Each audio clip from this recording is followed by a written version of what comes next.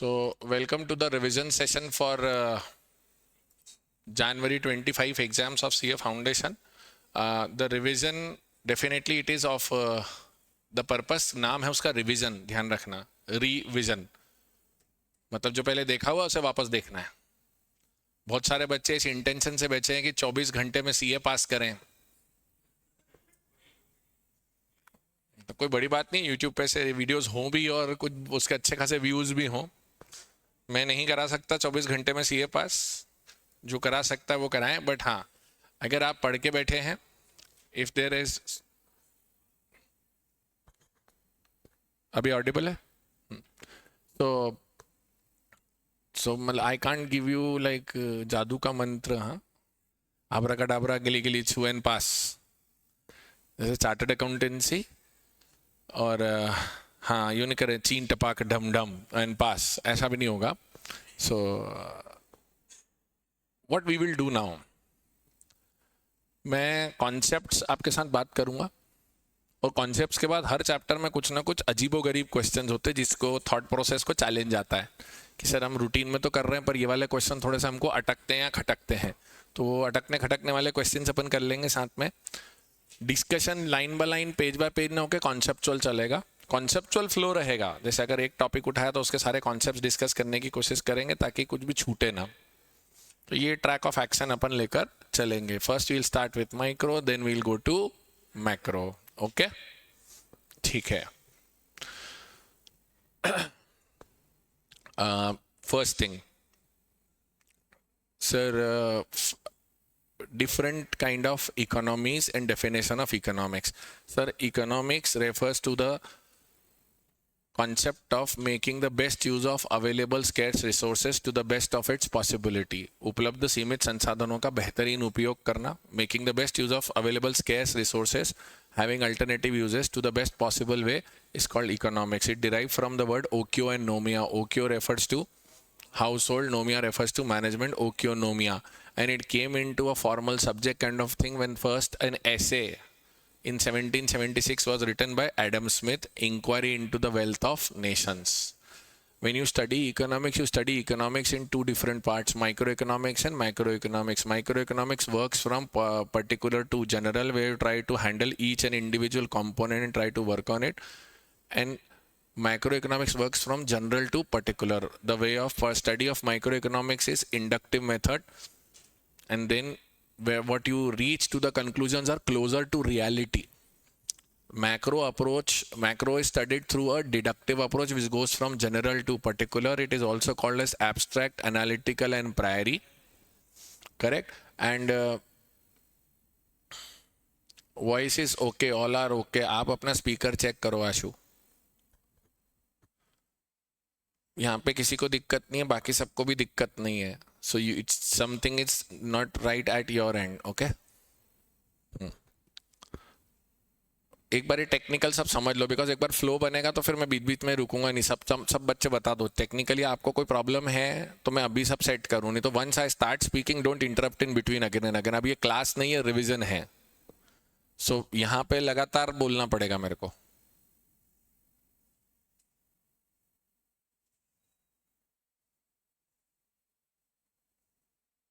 नहीं, people are there ना,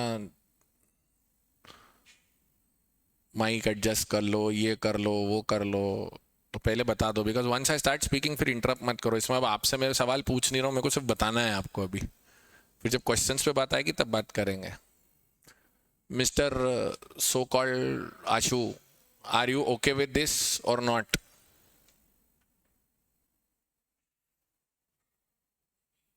हाँ, तो अब मत इंटरप्ट करना बीच में. Okay, what I was speaking. Macro goes with a deductive approach. Deductive works under the principle of abstract, analytical and priori. बराबर. So उसके अंदर ये बात आती है कि मैक्रो के जो कॉन्सेप्ट्स होते हैं, so when you try to study a problem, you try to work out on a microeconomics way, and then when you try to solve a problem, you work in a deductive way. Therefore economics is also called a science as well as an art. Science while studying the problem and art while solving the problem. बराबर. So this was economics behaviour as a science as well as an art, इतनी अपनी बात हुई थी.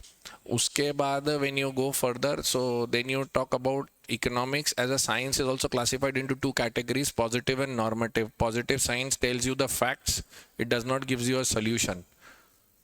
ऐसा है. Normative science tells you what is to be done, how it is to be done, मतलब क्या होना चाहिए. So normative says what should be and positive says what is. Correct? Positive, normative. Correct? Okay. Positive, normative, science, art. Okay, now we come to different types of, there is three central problems which every economy faces. The three central problems relate to what to produce, how to produce, for whom to produce, and what to do for growth and development. Three central problems are solved by the way you manage the resources of an economy. The economy resources are managed by what? Capitalist, socialist, and mixed. Capitalist economy deals with the concept of the producer, the consumer is the king. All the factors of production. Sir, आप थोड़ा सा उधर बैठोगे because your gestures distract me when I speak in this. Please, आप उस तरफ बैठो जाके. You are continuously doing something or the other and it's you are directly in front of me. Sir, उधर.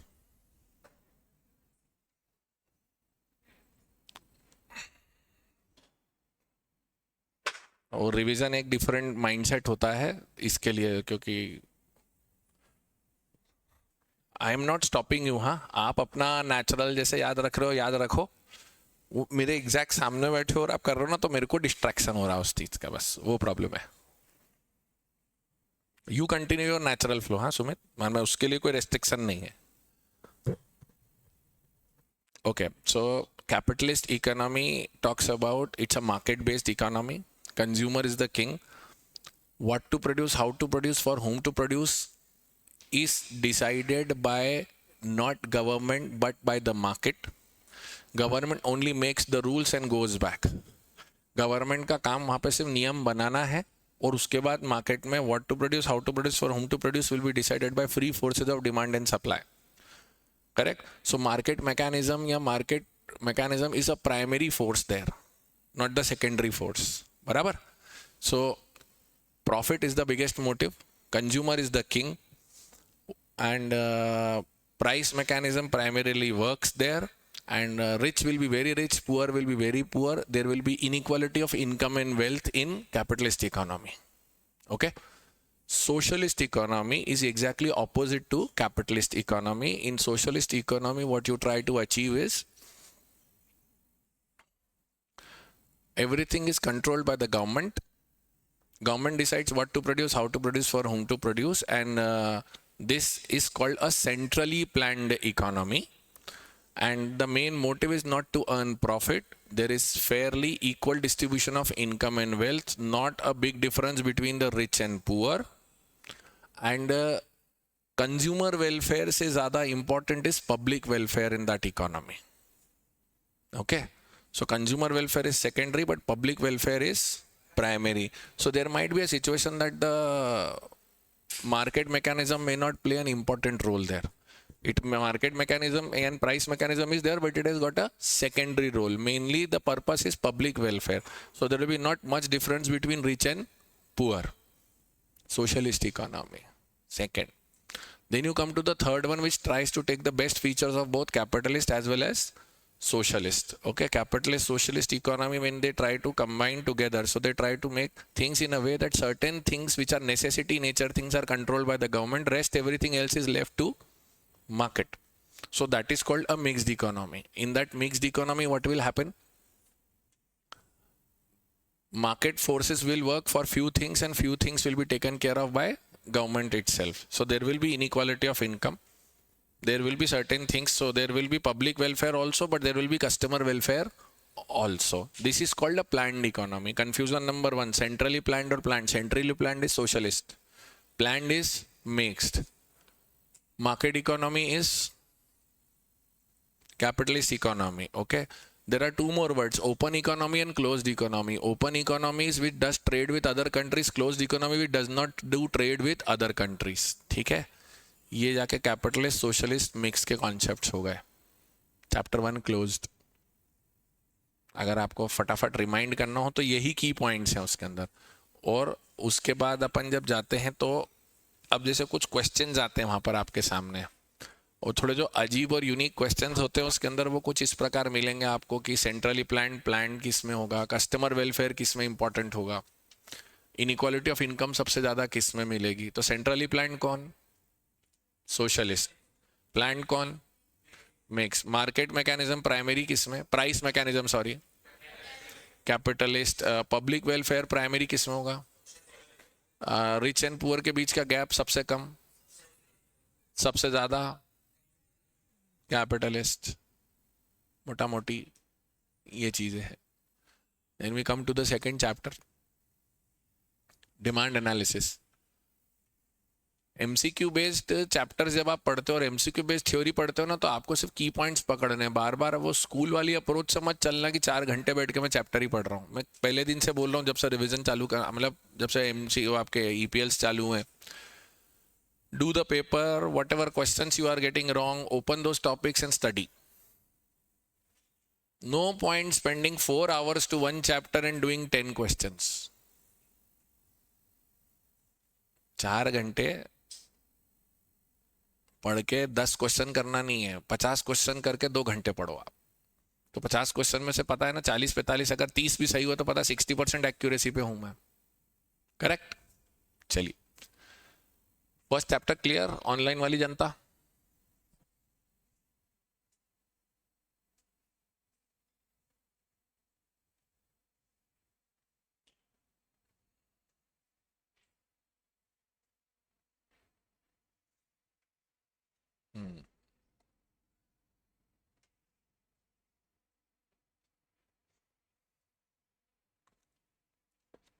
कुछ क्वेश्चंस इस वाले चैप्टर में कहीं कोई हो डाउट तो पूछ लो।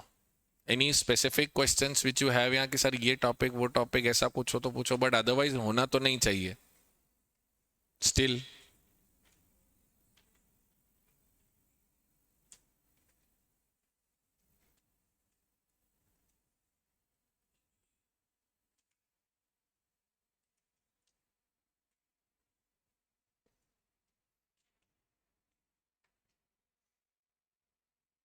ये ऐसे नहीं होने वाला। मॉक का ये क्वेश्चन, मॉक का वो क्वेश्चन पूछकर, I don't have everything right now here, this is not the right way of asking. जो टॉपिक अभी क्या ऐसे, तो फिर अब आप क्वेश्चन पूछना चालू कर दोगे तो फिर मैं पढ़ाऊंगा कब? पहले पूरे सुन लो। हाँ, और ओपिनियंस भी नहीं। अब which economy is treated as best? Bhavesh, there is no answer of this. Every दुनिया में तीनों प्रकार की इकोनॉमी चलती है। यहाँ पे कोई सिलेक्शन नहीं हो रहा कि कौन बेस्ट है। ये तो वैसी वाली बात हो गई कि प्रकृति में पानी अच्छा है या वो अच्छा है या वो अच्छा है, ऐसा कुछ नहीं है।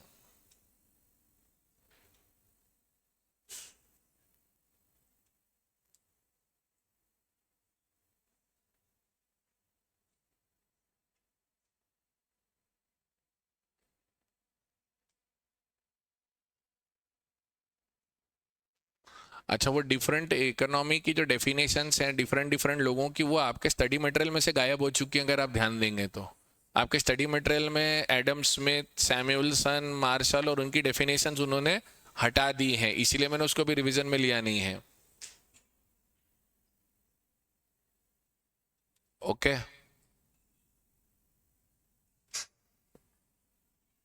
so that's one. And secondly, Pushkar, I can not remember half of the questions. अब आप मेरे से किसी एक स्पेसिफिक, ये क्या कर रहा है, किसी एक स्पेसिफिक टेस्ट का क्वेश्चन नंबर 14। भाई मैं चिट्टी रोबो नहीं हूं कि यूं यूं मेरे को ऐसे एक क्वेश्चन याद हो।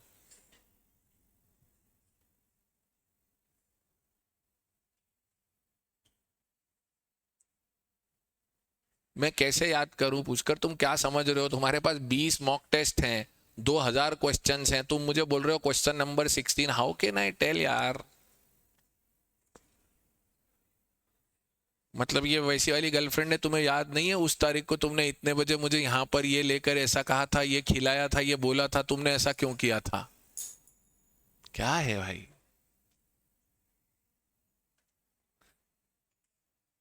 अरे फिर वही, ये क्या अभी भी मान्य? नहीं नहीं, वो वाला नहीं, वो जो क्लास में हुआ था। भाई मैं कैसे लेके बैठूंगा सब यहाँ पर एक साथ, मतलब आप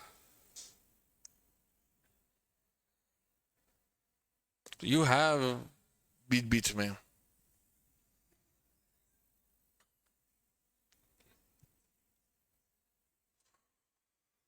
हाँ मतलब क्या ही बोलूं मैं।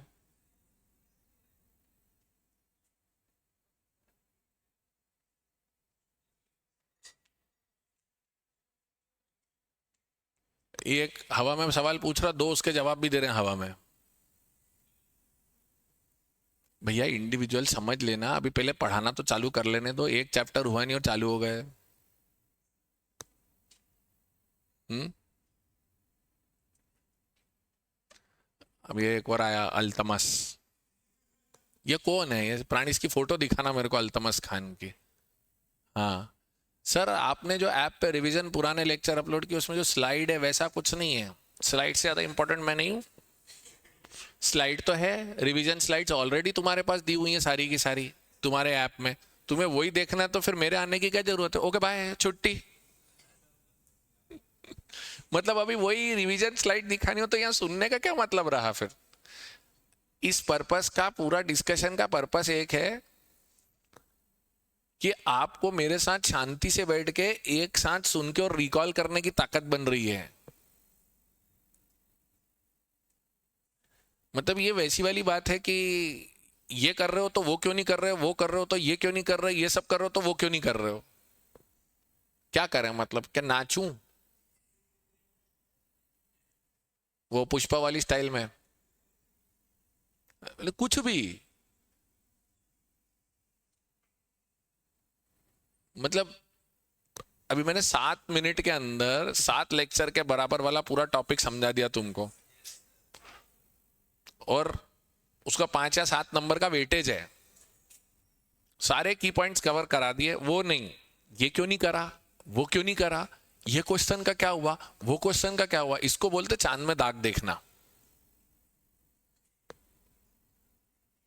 चांद है पर उसमें दाग क्यों है, ये वैसी वाली बात है।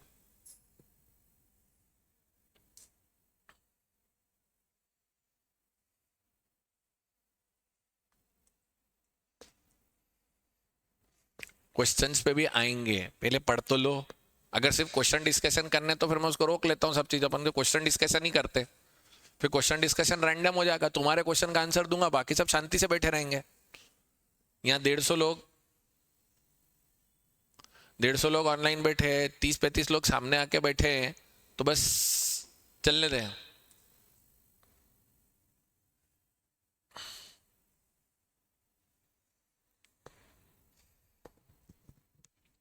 ये पहला वाला चैप्टर हुआ। आपके रैंडम क्वेश्चन जितने भी उसके लिए सेपरेट क्वेश्चन आवर्स रख लेंगे, तो उसमें क्या है, क्योंकि सारे बच्चों के क्वेश्चन में डाउट नहीं होंगे, वो जिस बच्चे का होगा तो वो रैंडम क्वेश्चंस पे रखेंगे अपन। तो पहले ये पढ़ तो लो, ठीक है। अभी अपन चलते हैं second chapter call demand analysis. Sir desire, means और विलिंगनेस तीनों एक साथ होंगे तो वो डिमांड कहलाती है। Demand is a stock concept या flow concept, it's a flow concept. Quantity of economic variable measured over a period of time is called flow. Demand is a flow concept, बराबर। डिमांड में price और income का, sorry, price और demand का relationship inverse, income और demand का direct, population का generally direct but based on size of population, composition of population, distribution of income. Related goods के केस में सब्स्टिट्यूट और कॉम्प्लीमेंट्री, सब्स्टिट्यूट का रिलेशनशिप डायरेक्ट और कॉम्प्लीमेंट्री का इनवर्स, इनडायरेक्ट नहीं इनवर्स, बराबर। तो इस तरह से आपने, मैंने जब देखा तो उसके अंदर एक और चीज सीखने को मिली थी। जब मैं पढ़ाता था तो मैंने उस समय आपको इन्फीरियर गुड्स इमीडिएटली नहीं बताया था, वो मैंने इनकम इलास्टिसिटी तक रोका था। पर अब मैं बोल सकता हूँ इनकम बढ़ती है तो इन्फीरियर गुड्स की demand I for income, I for inferior. Inferior goods have an inverse relationship in regard to price. Oh, so income, sorry. Correct? अच्छा, inferior goods के अंदर एक कैटेगरी होती है called giffen goods. और giffen income goods are income negative. Giffen goods are price positive. Income बढ़ने पर demand कम होती है, ये inferior goods हुए। inferior goods बहुत सारे होते हैं, उसके अंदर कुछ नेसेसिटी नेचर के गुड्स होते हैं। वो नेसेसिटी नेचर के गुड्स कहलाते हैं गिफन गुड्स। गिवन गुड्स की खासियत क्या, वो नेसेसिटी नेचर के, जब वो महंगे होते तो सबको डर लगता, तो सब उसे कम नहीं ज्यादा खरीदते हैं, so they become price positive. Inferior goods are income negative and given goods are price positive, and all the given goods are inferior goods, but all inferior goods are not given goods. Hello, ये लिखा हुआ होगा बराबर.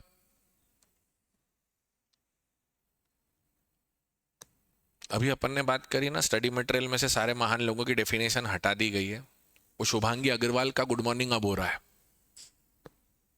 Sir जो definition है Alfred Marshall की, वो करें कि नहीं?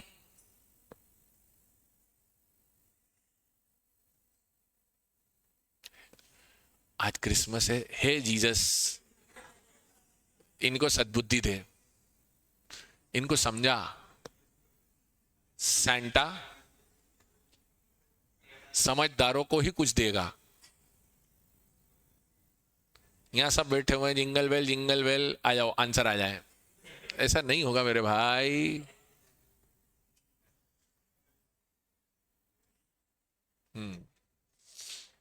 अभी मैंने जिंगल बेल और सैंटा बोल दिया तो अब थोड़े हिंदुत्व वाले लोग आएंगे यहाँ पर अभी मेरे पास. आज ये भी है, आज वो भी है, आज ये भी करना है, आज वो भी करना है, आज बुधवार भी है, श्री गणेश है जी, और जय महाकाल. ठीक है, जय श्री राम. जो बोले सो निहाल, सत श्री अकाल, राधे राधे, वेंकटरमणा गोविंदा, प्रणाम वालेकुम.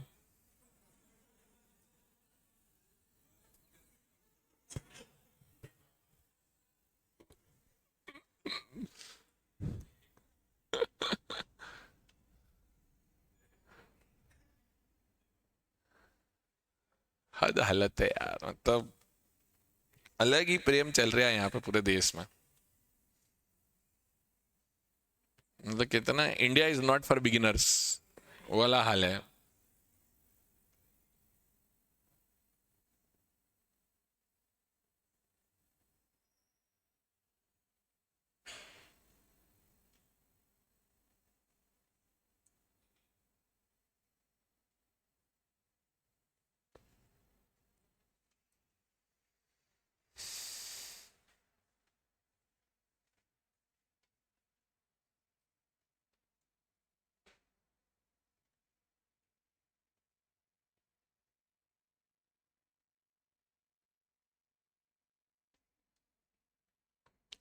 करूं चालू, आगे बढ़ूं, या फिर अभी और कुछ है?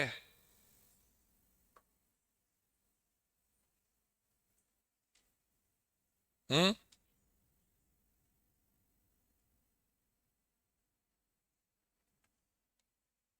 ओके.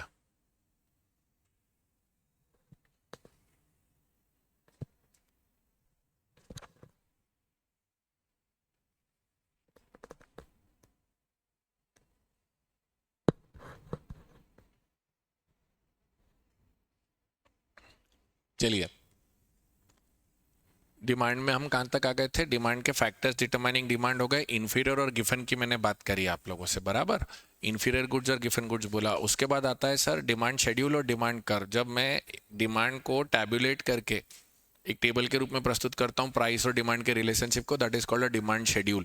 एंड डिमांड शेड्यूल को जब मैं ग्राफिकल प्लॉट पे रखता हूं तो that is called a demand curve. Individual customers की डिमांड रखी तो डिमांड शेड्यूल, बहुत सारे कस्टमर की जोड़ के रखी तो डिमांड मार्केट डिमांड शेड्यूल, और बहुत मार्केट डिमांड शेड्यूल को जब ग्राफ पे बनाया तो मार्केट डिमांड कर्व. अब यहां पर आया था एक word ceteris paribus. ceteris paribus means other things remaining constant. If the price goes up, the demand comes down, and if the price goes down, the demand goes up. Other things remaining constant, वो ये वाला concept था बराबर. So other things remaining constant, इस तरीके से हम लोगों ने समझा था. Now, law of demand says higher other things remaining constant, the price of the commodity goes up, the quantity demanded comes down, and vice versa. Vice versa मतलब ठीक इसका उल्टा. करेक्ट. इसको जब पढ़ते हुए हम आगे आए थे तो सवाल आया था, why does law of demand operate? law of demand operate ही क्यों होता है? So it operate because of four things. Number of law of diminishing marginal utility. ये मैंने उस समय पढ़ाते समय बोला था कंज्यूमर बिहेवियर में पढ़ा. तो कंज्यूमर बिहेवियर में क्या सीखा था, जैसे जैसे आपकी क्वांटिटी बढ़ती जाएगी उससे आपको यूटिलिटी कम मिलती जाएगी. और सेकंड उस चैप्टर में वो क्या बोल रहे थे कंज्यूमर बिहेवियर में, कि जब आप जितना पैसा देते हो तो मतलब आपको उसकी उतनी यूटिलिटी मिलती है. अब आप समझो, जब भी मैं किसी चीज़ का कंटिन्यूस कंजम्पशन करता हूँ तो मुझे उससे मिलने वाली यूटिलिटी कम होती जाती है. तो मतलब मैं ज़्यादा लेना चाहूँगा लेकिन मेरी उसकी विलिंगनेस टू पे उसके प्रति.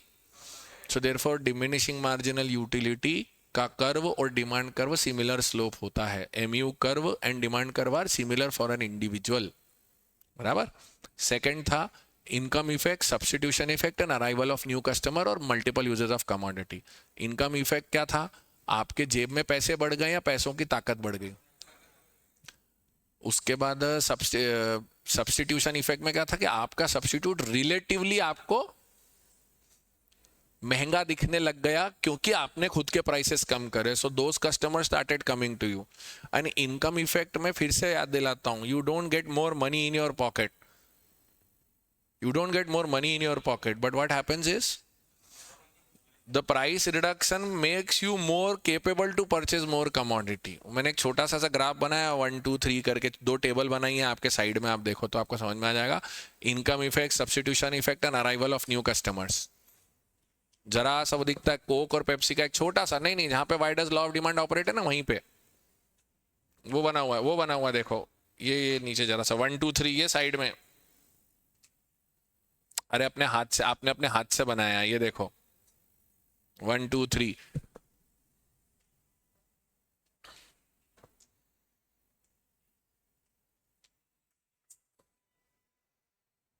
दिख रहा है. Income effect, substitution effect and arrival of new customers. और मल्टीपल यूजेस मतलब मोबाइल फोन, जैसे मैंने बताया था, जिस चीज के बहुत ज्यादा यूजेजेस होते हैं, जैसे वो चीज नीचे सस्ती होती है तो उसकी डिमांड बहुत ज्यादा बढ़ जाती है. So why does law of demand operate? For 5 reasons. Correct. Then there were something called exception to the law of demand. Exception to the law of demand में first था snob goods, Veblen goods, conspicuous goods, prestigious goods and Veblen goods.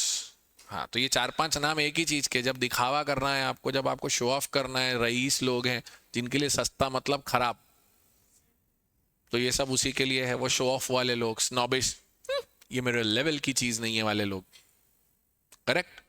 Snob goods. Second was no knowledge of prices. Third one was, मतलब मैं sequentially point नहीं बोल रहा हूँ, but उन्हीं points के अंदर no knowledge of prices. उसके बाद future expectation about increase in prices. आया ना. तो यहाँ पर ये लॉ ऑफ डिमांड लागू नहीं होता है, क्योंकि लॉ ऑफ डिमांड तब लागू होता है जब आप लॉजिकली काम करो. कई बार आप बिना लॉजिक के ही काम करते हो. करेक्ट. तो ये exceptions to the law of demand के अंदर गए थे. हाँ या ना. Conspicuous necessities. कॉन्स्पिक्वस नेसेसिटी जब लग्जरी आपको नेसेसिटी के तौर पर दिखाई जाए. और एक और एक्सेप्शन था Giffen goods. Giffen goods are price positive, ये याद रखना. P P price positive, P P price positive. और गिफन गुड्स बड़ा या इंफीरियर गुड्स बड़ा? बड़ा कौन? इंफीरियर के अंदर कौन? गिफन के अंदर. गिफन बनने के लिए सबसे पहले क्या चीज चाहिए? उसमें नेसेसिटी नेचर होना चाहिए, तो ही वो गिफन बन सकता है. हाँ या ना. Very good. यहां तक आते आते आप और मैं exceptions to the law of demand जब डिस्कस करें, उसके बाद हम कॉन्सेप्ट पे गए थे expansion, contraction, change in demand versus change in quantity demanded. Sir change in demand versus change in quantity demanded में अपन ने क्या देखा था? सर जब प्राइस चेंज होता है तो डिमांड में चेंज आता है, और प्राइस के अलावा भी कई चीजों पे डिमांड में चेंज आता है. हाँ या ना. So when there is a change in demand due to reasons other than price, it is called increase and decrease in demand. When it happens just because of price, it is increase and decrease in quantity demanded. Increase and decrease in demand का दूसरा नाम इधर जब price के कारण change होता है तो एक्सपांशन एंड कॉन्ट्रैक्शन है. एक्सपांशन एंड कॉन्ट्रैक्शन में you have movement on the same curve, and in increase decrease in demand you have shift of curve. Hello. Expansion and contraction, shift of curve and movement on the same curve. Yes or no? Okay. Then ये दो चीज हो गई थी. हाँ, increase decrease quantity demanded movement on the same curve shift of curve, हाँ वो तीनों चारों पॉइंट्स हो गए, वो टेबल आप देखोगे तो चारों पॉइंट्स कवर हो रहे होंगे। हाँ एनीथिंग, हाँ मतलब यहाँ तक आ गए अपन। Now we go on to elasticity. The degree of responsiveness of change in demand due to change in one of the various factors affecting it is called elasticity. Elasticity can be of four types: price elasticity, income elasticity, cross elasticity, advertisement elasticity. एक ही आया है तैयार होके, बाकी सब तो मजे से मुंह उठा के आ गए हैं। वो different different types of calculating elasticity है, आर्क वाली, पॉइंट वाली, नॉर्मल वाली, पर बेसिकली आप पढ़ते चार इलास्टिसिटी हो: प्राइस, इनकम, क्रॉस और एडवर्टाइजमेंट। तो basic formula of elasticity is percentage change in demand upon percentage change in price for price elasticity, percentage change in demand upon percentage change in income, income elasticity, percentage change in demand upon percentage change in price of other goods, cross elasticity, percentage change in demand upon percentage change in advertisement expenses is advertisement elasticity. When you calculate price elasticity, you get 5 answers. More than one is elastic, less than one is inelastic, one is unit elastic, 0 is perfectly inelastic, and infinite is perfectly elastic. You get 5 answers in price elasticity. Correct? You get 3 answers in income elasticity. अच्छा, price elasticity का formula remains in mod, वो mod में रहता है, बराबर। Why in mod sir? Because answer inverse relationship के कारण answer negative आएगा, और जब आंसर नेगेटिव आता है तो चैलेंज ये होता है हमारे साथ कि -1.6 के सामने -0.4 बड़ा दिखता है, जबकि एक्चुअल में होता नहीं है। Correct. So what happens is -1.6 -0.4 में -0.4 बड़ा है, but as per income, as per economics, it has to be there. So what we do is price elasticity के फॉर्मूले को वो bring it in a mod. तो mod होता है तो नेगेटिव साइन हट जाता है, बराबर। ओके सर, एक और चीज हमने देखी थी कि जब वेरिएशंस बहुत बड़े होते हैं, एक प्राइस से दूसरे प्राइस में बड़ा चेंज है, क्वांटिटी से दूसरी क्वांटिटी में बड़ा चेंज है, तो एक चैलेंज आ जाता है सर वहाँ पर। जब बेस चेंज होता है तो आंसर्स बहुत ज़्यादा वेरी कर जाते हैं हमारे, और बहुत ज़्यादा आंसर्स जब वेरी करते हैं तो फिर क्या होगा सर? उसके लिए हम एक काम करते हैं, हम रखते हैं arc elasticity, and then we develop a new formula called Q2 minus Q1 upon Q2 plus Q1 into P2 plus P1 upon P2 minus P1। ये कुछ और नहीं है सर, डेल्टा Q और डेल्टा P तो सेम ही है। Price quantity का क्या करा था? एवरेज करा था, तो 2 और 2 कैंसिल हो गया था, तो Q2 माइनस Q1 और P2 plus P1, Q2 plus Q1 और P2 प्लस P1 आया था नया। Now because of that what happened sir, हमारे जो आंसर्स है ना वो वेरी नहीं करते। अब बड़ा क्वेश्चन आता है, एग्जाम में कौन सा वाला यूज करूंगा मैं? एग्जाम में यूज करने का बहुत सिंपल तरीका है, क्वेश्चन जनरली लिख के देते हैं, आर्क इलास्टिसिटी से करो। और नहीं तो अगर नहीं भी होता है तो अगर आप के सामने एक एक्सट्रीम सिचुएशन बन सकती है, सर मेरा तो आर्क इलास्टिसिटी से भी आ रहा है, नॉर्मल से भी आ रहा है, अब मैं क्या सिलेक्ट करूं? गो बाय आर्क। और आर्क इलास्टिसिटी काम कब आती है? जब वेरिएशन बहुत बड़े हो या छोटे हों।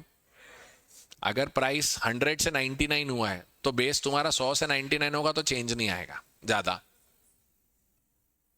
इसी तरह क्वांटिटी 100 से अगर 105 हुई, 102 हुई या 99 हुई तो भी कोई बहुत चेंज नहीं आएगा। हाँ, क्वांटिटी 100 से 20 हो गई तो फिर चेंज बड़े आएंगे, तो तब आप एवरेज आउट करोगे उसको, तो आपको समझ में आ जाएगा। और जनरली वो लिख के देते हैं, आपके मॉड्यूल के भी क्वेश्चंस देखोगे सब जगह वहां लिखते हैं वो लोग कि कैलकुलेट विद दिस इलास्टिसिटी, बराबर। Now we come to income elasticity. When we come to income elasticity, ये बात पक्की है कि इनकम बढ़ने पर डिमांड बढ़ती है। अब यहां पर आंसर 5 नहीं 3 निकलते हैं। वो 3 आंसर्स कौन से होते हैं सर? एक होता है पॉजिटिव, एक होता है नेगेटिव। क्योंकि जब इनकम बढ़ती है तो कुछ चीजों की डिमांड कम होती है, जिनको हमने अभी थोड़ी देर पहले बात करी, कॉल्ड इंफीरियर गुड्स। तो सर अब जब इंफीरियर गुड्स आपके सामने रहेंगे तो वो नेगेटिव रिलेशनशिप दिखाते हैं आपको। नेगेटिव रिलेशनशिप में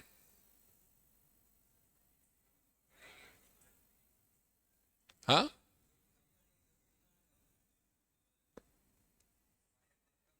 higher the income, lower the demand, correct? So that is something which gives you a negative relationship. अब वो क्या होता है, inferior goods का जो definition है वो standardized नहीं है। पूरी दुनिया में, सबके लिए इंफीरियर की डेफिनेशन अलग अलग है। तो उन्होंने 3 कैटेगरी बना ली, उन्होंने नंबर लाइन बनाया, पॉजिटिव और नेगेटिव। अगर पॉजिटिव आंसर आ रहे हैं तो क्या होता है, आपका अगर 1 तक आपकी इनकम इलास्टिसिटी आ रही है तो हम उसे नॉर्मल गुड्स कहेंगे, मोर देन 1 आती है तो उसे लग्जरी गुड्स कहेंगे, और अगर नेगेटिव आता है तो मोर देन 1 लेस देन 1 कुछ नहीं, सीधे इंफीरियर गुड्स कहेंगे उसको। हाँ या ना? ये लाइन समझ में आई या नहीं आई? आई? पक्का? Good, fair enough. अभी after this what happens is income elasticity. अच्छा, इसके अंदर मॉड लगाओगे क्या? मॉड नहीं लगाऊंगा, मॉड लगाऊंगा तो फंस जाऊंगा, सारे आंसर पॉजिटिव हो जाएंगे, तो फिर पता कैसे चलेगा इंफीरियर या लग्जरी कौन है और नॉर्मल कौन है? हाँ या ना? ये बारीकी इसके ध्यान रखना। और उसके बाद when I go to cross elasticity. अच्छा, एक और चीज, इसमें मैं आर्क इलास्टिसिटी यूज कर सकता हूं इनकम में? अगर इनकम बहुत तेजी से चेंज हो रही है और क्वांटिटी बहुत तेजी से चेंज हो रही है तो आर्क इलास्टिसिटी यूज कर सकता हूं कि नहीं? हाँ, बिल्कुल कर सकते हो आप। आर्क इलास्टिसिटी सब में यूज कर सकते हो जहां पे भी वेरिएशंस हो। मॉड किधर लगाना है?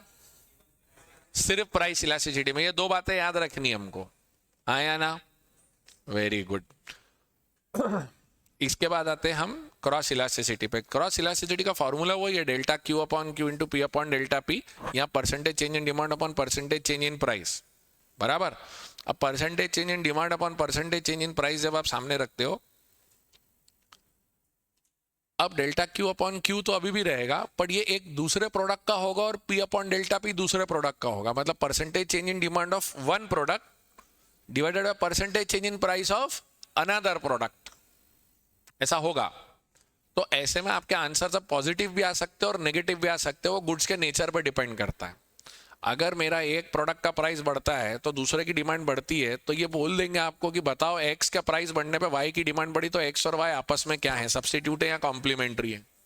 सब्स्टिट्यूट्स हैं। और एक्स का प्राइस बढ़ने पे वाई की डिमांड कम होती है तो वो कॉम्प्लीमेंट्री है। यस और नो? नहीं आया? पक्का? वेरी गुड, इतना क्लियर? अच्छा, ये हो गया क्रॉस इलास्टिसिटी। क्रॉस इलास्टिसिटी के अंदर मैं आर्क वाला कॉन्सेप्ट यूज कर सकता हूं? कर सकता हूं। मॉड यूज कर सकता हूं? नहीं कर सकते सर, करेक्ट। अब आता हूं मैं एडवर्टाइजमेंट इलास्टिसिटी पर। एडवर्टाइजमेंट इलास्टिसिटी क्या कहती है? सर जितना ज्यादा एडवर्टाइजमेंट पे खर्चा करोगे उतनी डिमांड बढ़ना चाहिए। Percentage change in demand divided by percentage change in advertisement expense. So advertisement expense goes by 30% up, तो demand should go up. More than 1 answer आता है तो इलास्टिक, लेस देन 1 आता है तो इन इलास्टिक, 0 आता है तो परफेक्टली इन इलास्टिक, और 1 आता है तो unit elastic. There is no concept of perfectly elastic here. Infinite नहीं आएगा आंसर, क्योंकि एडवर्टाइजमेंट एक्सपेंडिचर में जब तक चेंज नहीं करोगे तब तक आप डिमांड पे इंपैक्ट भी नहीं देखोगे। हेलो, ये हमारी 4 प्रकार की इलास्टिसिटी। इसके अंदर भी आर्क यूज कर सकते हो कि नहीं? बट मॉड की जरूरत पड़ेगी क्या?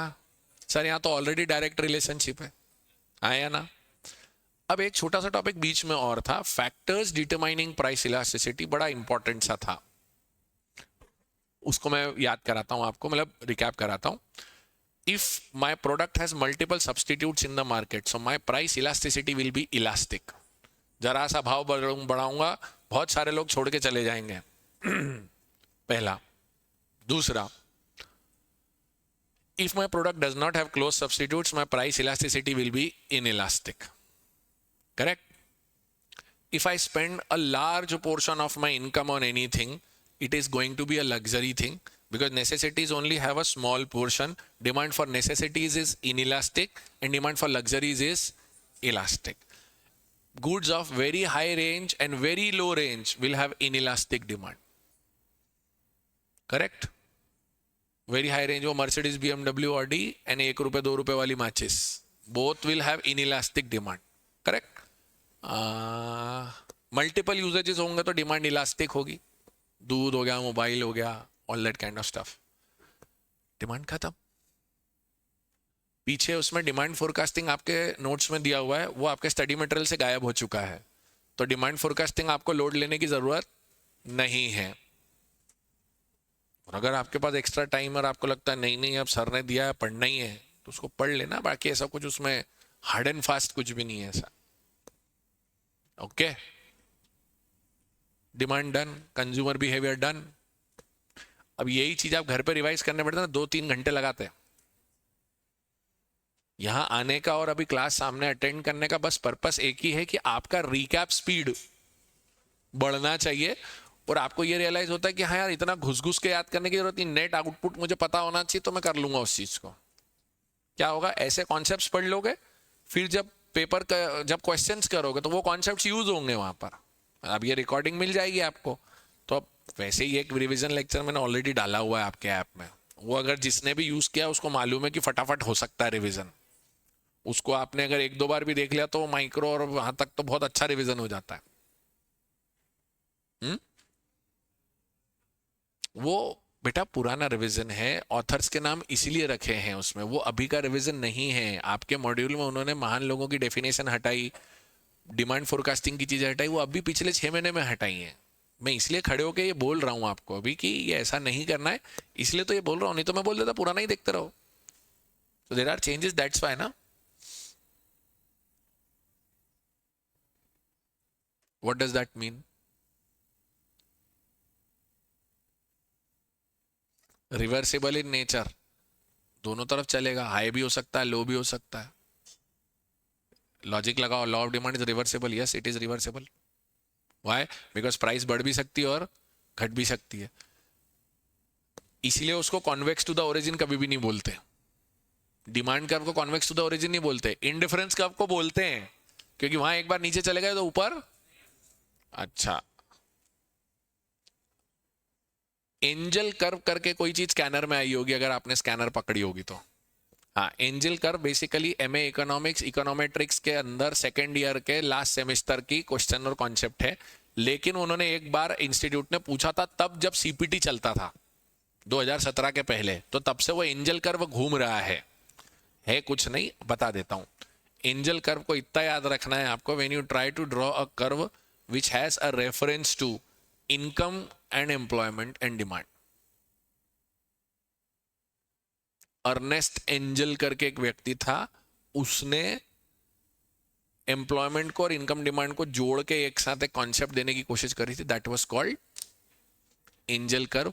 उसका मेंशन आपके स्टडी मटेरियल में बिल्कुल भी नहीं है, बट वो क्वेश्चन स्कैनर में जिंदा है, इसीलिए आपको वो बार बार आके सामने दिखता है। ठीक है, ओके। नॉर्मल और लग्जरी का एक कॉन्सेप्ट मैं बता देता हूं।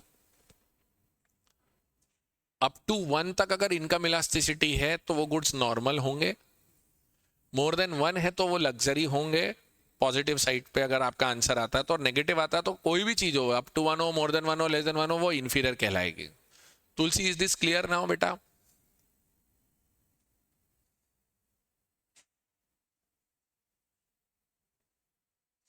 इसकी मैंने ना, अगर आप याद करोगे बेटा, तो मैंने उसकी ना छोटी सी एक नंबर लाइन बनाई हुई है नोट्स में आपके साथ।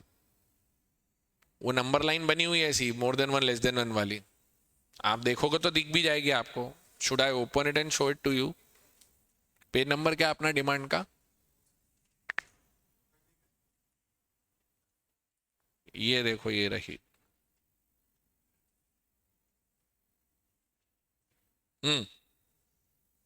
ये देख लो।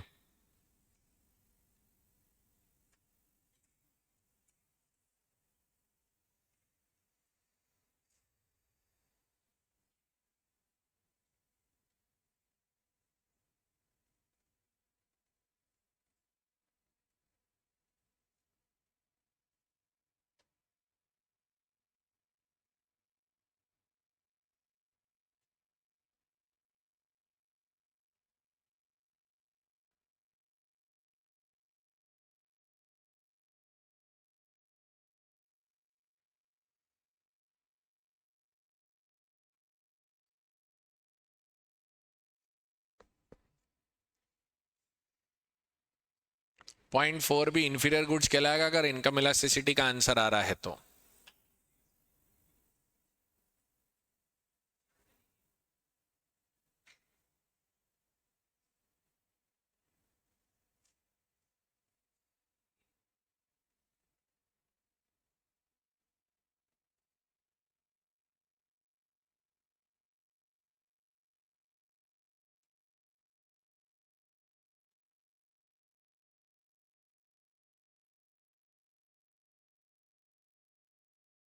आया क्या कि नहीं आया?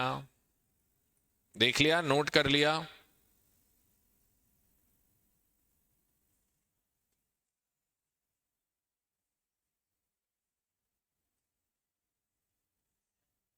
हम्म। वो मार्केट से रिलेटेड है, वो आपको क्वेश्चन अगर आया है तो वैलिड क्वेश्चन है, उसका मैं मतलब बताता हूं आपको। Good question.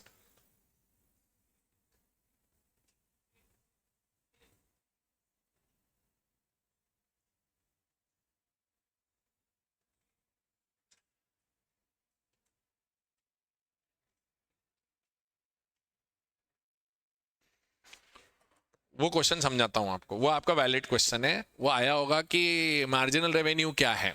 वो बेसिकली पता है क्या, वो डिमांड का क्वेश्चन नहीं है। वो मार्केट के अंदर आप अगर आपके नोट्स ओपन करोगे तो मार्केट में जहां पर मैंने आपको बिहेवियरल प्रिंसिपल्स पढ़ाए थे, उस बिहेवियरल प्रिंसिपल के नीचे एक छोटा सा टॉपिक लिखा हुआ है, relationship between T R, A R, M R and elasticity of demand. वो उससे रिलेटेड है, मैं उसके बारे में समझाने की कोशिश करता हूँ आपको अभी, क्योंकि अब रिवीजन है तो अब बोल सकता हूँ। वो बेसिकली क्या है, M R is equals to A R into E minus one upon E. ये इक्वेशन है वो, relationship between total revenue, average revenue, marginal revenue and elasticity of demand. अब वो आपसे क्या पूछता है, बहुत सिंपल से तीन आंसर हैं। वो उस समय क्यों नहीं बोले जाते, क्योंकि जब तक आप different types of market elasticity नहीं पढ़ते। जैसे अब आपको मेरे को पता है परफेक्ट कंपटीशन के अंदर परफेक्टली इलास्टिक डिमांड होगी, मोनोपोली में इन इलास्टिक रहेगी, मोनोपोलिस्टिक कंपटीशन में थोड़ी सी इलास्टिक रहेगी, बट इन इलास्टिक होते हो थोड़ी सी ज्यादा इलास्टिक रहेगी एज कंपेयर टू मोनोपोली। वो कुछ नहीं बोलते, वो ये बोलते कि कितना एक्स्ट्रा सेल मिलेगा आपको, मार्जिनल रेवेन्यू, जब आपकी इलास्टिसिटी मोर देन वन होगी, लेस देन वन होगी, क्या होगा। इतना सा फर्क है। तो वो ए आर को अपन प्राइस भी बोलते हैं। तो वो क्वेश्चन में कई बार आपको प्राइस लिख के देंगे, कई बार आपको ए आर लिख के देंगे, वो बोलेंगे कैलकुलेट द मार्जिनल रेवेन्यू। अब अगर मैं आपके सामने ही बताता हूं, अगर मार्जिनल रेवेन्यू आपको निकालना है और आपका ए आर के सामने इलास्टिसिटी मोर देन वन है, तो 1.5 माइनस वन डिवाइडेड बाय 1.5, तो आंसर पॉजिटिव आएगा नेगेटिव आएगा? हाँ, तो इलास्टिसिटी मोर देन वन हो गई तो एम आर पॉजिटिव है, बराबर। इलास्टिसिटी एग्जैक्ट वन हो गई तो एम आर जीरो हो जाएगा। क्यों जीरो होगा, देखो सामने सामने करके बता देता हूं। 1 - 1 डिवाइडेड बाय 1 करोगे तो जीरो आएगा, हाँ या ना? और अगर इलास्टिसिटी लेस देन वन हुई, हाँ sir, elasticity less than one हुई तो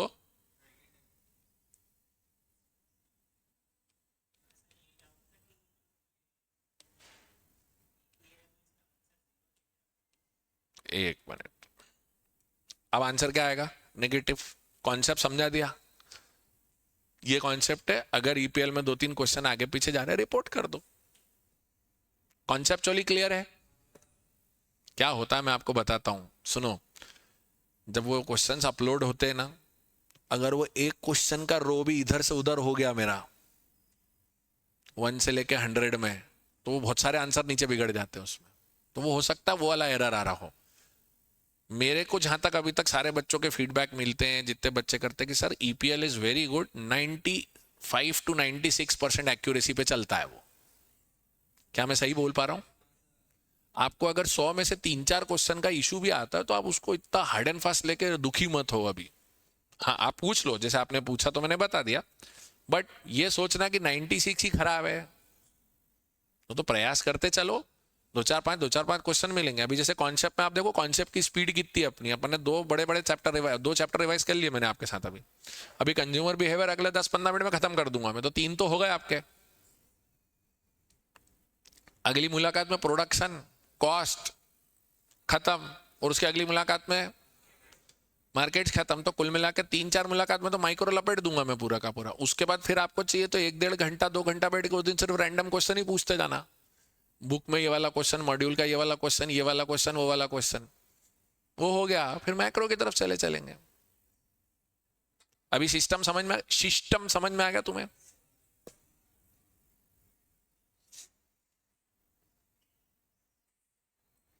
अब वो में शिकायत मेरे को मिलती है कि ऐप में आंसर चेंज हो जाते हैं अपने आप। वो टेक्निकल प्रॉब्लम आज तक ना ऐप डेवलपर पकड़ पाया ना मैं पकड़ पाया हूं, कि बोले सर पहले तो आंसर ए दिख रहा था अब बी दिख रहा है। अब टेक्निकली पॉसिबल नहीं है, बट वो हो जाता तो क्या ही करो आप, पता नहीं कौन सा एआई काम कर रहा है अंदर उसके। ये आया समझ में? इसका एक बार टॉपिक ओपन करके देख लो ना, तुम्हारा मार्केट्स का चैप्टर ओपन करो, मार्केट्स में दिख जाएगा टॉपिक तुमको ये वाला। है वो तो मालूम है। 148।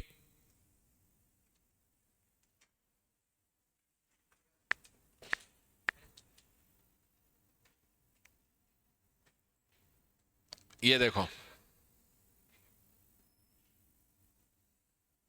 ये रहा। अरे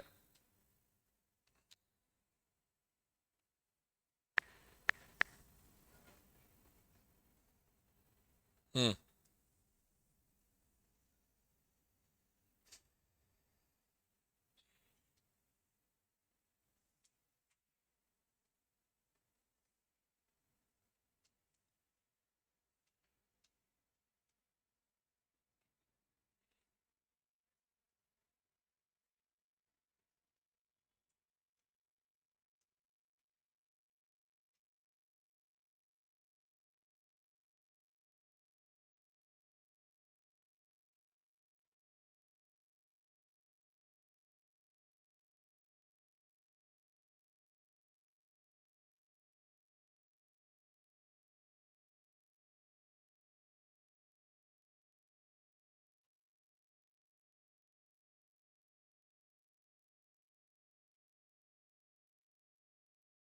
हो गया, पढ़ लिया।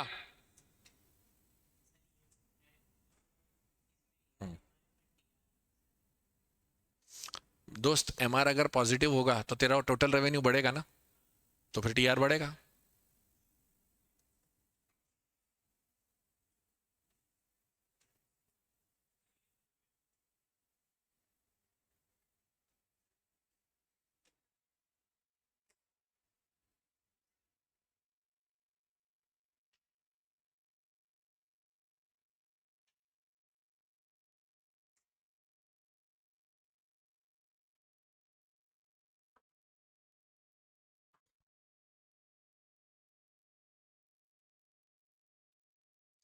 गुरांगी का एक क्वेश्चन है, necessity is defined as a good having positive income elasticity, own price elasticity of demand less than one, या income elasticity of demand less than one.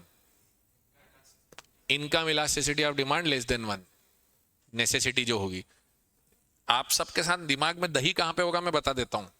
आप क्या करोगे, इनकम इलास्टिसिटी के 3 आंसर हैं, पर वो क्वेश्चन जब बनाएगा ना तो इनकम इलास्टिसिटी में नेसेसिटी लग्जरी के साथ साथ वो इलास्टिक इन इलास्टिक वाले भी 5 में से कोई से 4 ऑप्शन रख देगा जो प्राइस इलास्टिसिटी के, और बच्चा मिक्स हो जाएगा उसमें। बच्चा मिक्स होके इलास्टिक इन इलास्टिक सिलेक्ट कर लेगा बजाय उसको नेसेसिटी लग्जरी सिलेक्ट करने के। तो ये ध्यान रखना है आपको।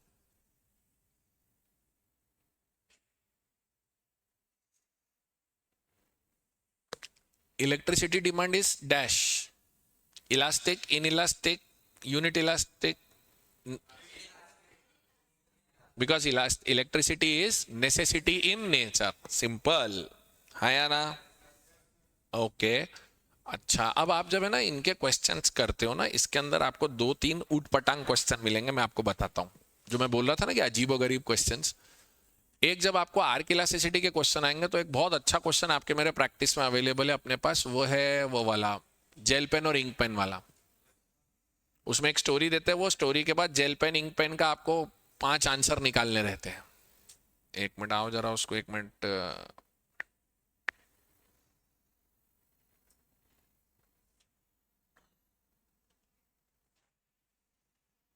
आपके नोट्स का पेज नंबर होगा, इलास्टिसिटी के क्वेश्चंस आते हैं ना, ये रहा इलास्टिसिटी के क्वेश्चन, पेज नंबर 60 नोट्स का।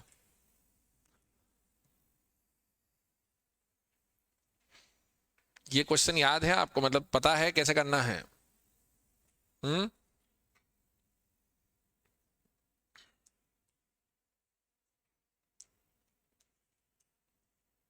सर ये सब नए नए से क्यों लग रहे हैं सर हमको? इसके 2 कारण हैं। नंबर 1, तब तक आप रजिस्टर नहीं हुए थे और आपको किताब मिली नहीं थी, तो आपने हवा में करे होंगे क्वेश्चन। पर ये क्वेश्चन बहुत अच्छा है। ये क्वेश्चन 1 मिनट आप मेरे सामने पढ़ो, मैं आपको हेल्प करता हूँ इस क्वेश्चन के लिए, इससे इलास्टिसिटी के एप्लीकेशन पे बहुत ईजी हो जाएगा आपको। हाँ हाँ, तो ऐप में भी आता है ना, कोई दिक्कत थोड़ी ना है।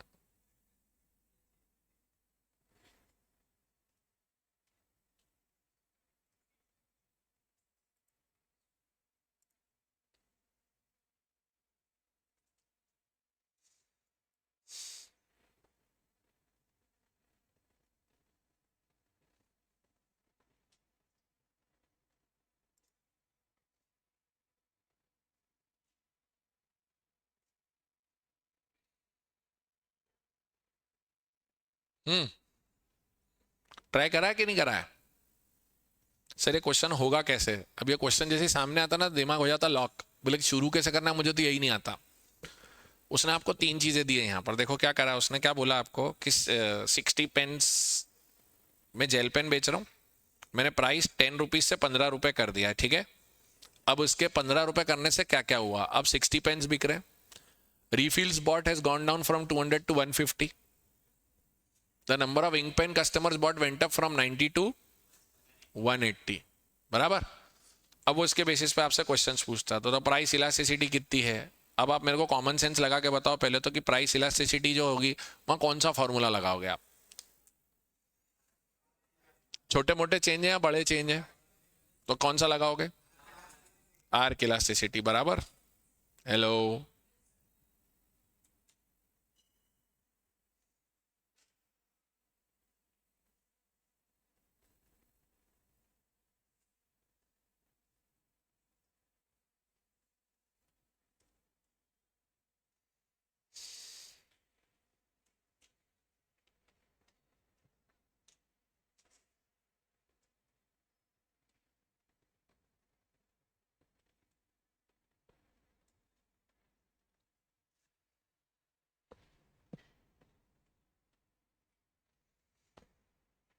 हम्म। अब क्या होता है इसमें, आप ये इन्फॉर्मेशन को ऐसे तैयार करो, सुनो। इसको क्रैक करने का सबसे सिंपल तरीका है इन्फॉर्मेशन को ऐसे बनाना। जेल पेन के लिए डिटेल दिख रही है, 10 रुपीज पे 120, 15 रुपीज पे 60, हाँ या ना। रिफिल पे दिख रही है 200 और 150। प्राइस नहीं दिख रहा रिफिल में, आप देखो ध्यान से जरा क्वेश्चन में। और इंक पेन में भी प्राइस नहीं दिख रहा है, बराबर। अब ये इन्फॉर्मेशन आपके सामने आ गई, तो अब ये इन्फॉर्मेशन उस रूप में है जिससे हम क्वेश्चन करते तो आसानी से हो जाते हैं। See when you crack this, मतलब आप जब एग्जाम में बैठते हो ना, प्रॉब्लम किधर आती है साइकोलॉजिकली। सर कुछ भी ऐसा नया जब सामने आता ना जो मैंने इससे पहले नहीं देखा है, तो मेरा दिमाग लॉक हो जाता है। उससे जीतने का क्या तरीका है? उससे जीतने का एक ही तरीका, आपका प्रैक्टिस लेवल ज्यादा हो, तो आपने अजीब अजीब वेराइटीज सारी ट्राई की हुई हो, तो आपको लगे ठीक है ये ऐसे नहीं ऐसे हो जाएगा। मैथमेटिक्स में खासकर होता है। मैथमेटिक्स में कैसे होता है, आपको अगर एक बार वो स्टार्ट मिल जाए क्वेश्चन का, फिर सॉल्व कर देते हो, बट मेनली सर वो स्टार्ट क्लिक नहीं होता हम लोगों को। है करेक्ट? तो वैसे ही इधर भी होता है। आपको अगर इन्फॉर्मेशन उस फॉर्म में दिख गई जो फॉर्म आपको समझ में आता है, तो फिर आप फटाफट उसे सॉल्व। अब इस इन्फॉर्मेशन को बेस बना लो, तो आपका क्वेश्चन नंबर 13 क्या बोलता है? Calculate price elasticity. तो प्राइस इलास्टिसिटी कैसे मिलेगी आपको? सर ये 13 नंबर, ये आपको प्राइस इलास्टिसिटी यहां मिल जाएगी सर।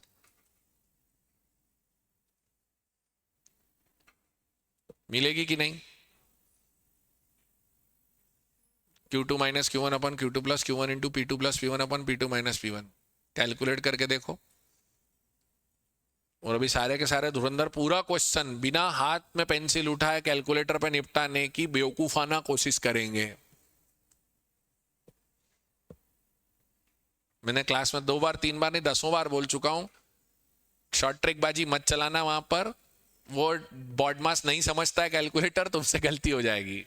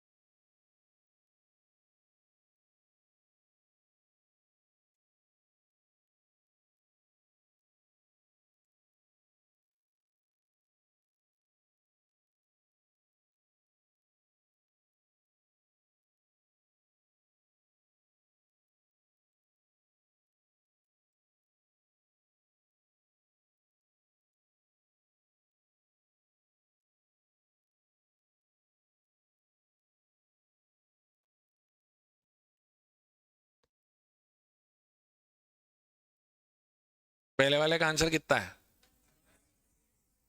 ये वन कौन लाया? कौन सा मेथड लगाया तुमने? प्राइस इलास्टिसिटी में मेथड कौन सा मेरे भाई?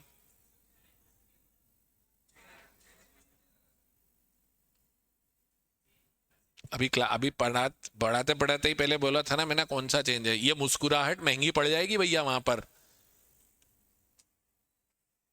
फिर मैं मुस्कुराऊंगा गए तुम। उनको गुस्सा है, तुम चिढ़ जाओगे उस समय, "अरे, ऐसा थोड़ी ना होता सर।"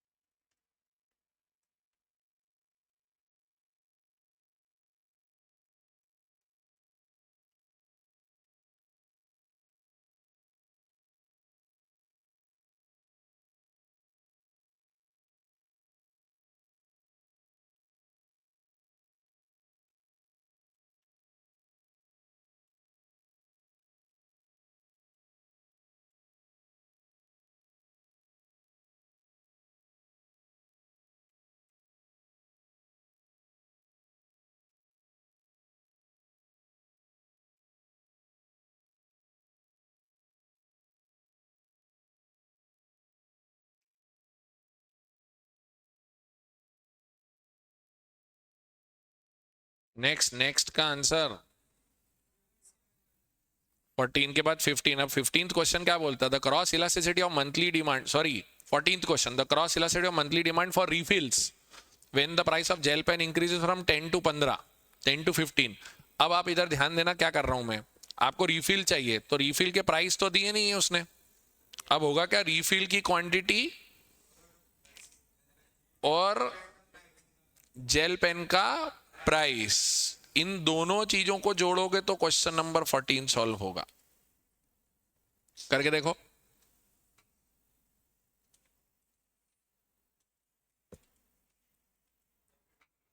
करो करो, मेरे सामने करो।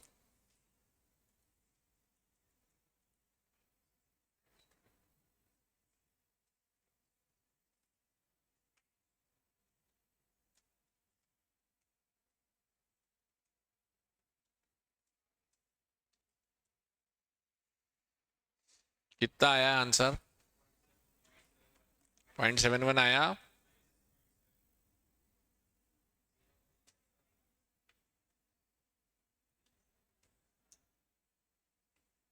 हेलो, नहीं आया? आ गया? 15 नंबर क्वेश्चन 0.7 में आया सबका? हेलो बिटिया, आया ना? 15th, the cross elasticity of monthly demand for ink pen when the price of gel pen increases from 10 to 15। अब क्वेश्चन नंबर 15 में कहाँ की इंफॉर्मेशन यूज करोगे? सर ये इंक पेन और जेल पेन, तो अब ये दोनों का डेटा आपका क्वेश्चन नंबर 15 में हेल्प करेगा। कैलकुलेट करो।